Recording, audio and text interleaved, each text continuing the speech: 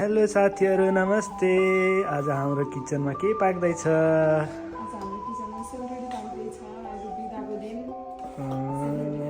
सेलरोटी बिहान बिहानै सेलरोटी खाएर ग्यास्ट्रिक बनाउने विचार छ। यता पिठो रेडी भयो,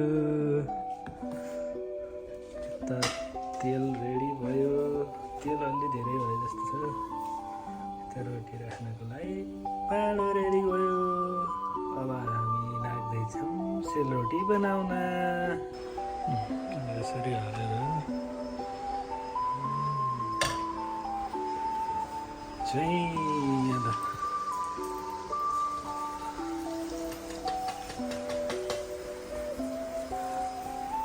सेलरोटी खान आउनुहोस् साथीहरू।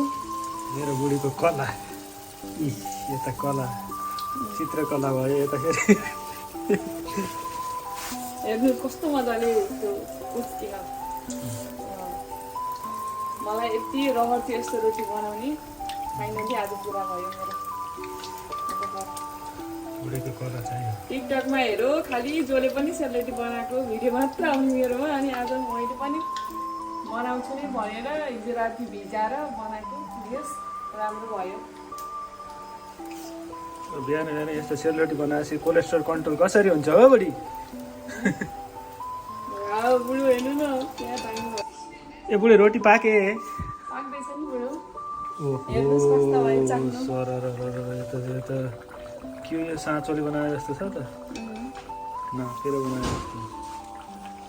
वाउ, यति बुढी भएपछि चाहिँ खानलाई दुःख हुन्न, अरू कुरा जे भयो नि।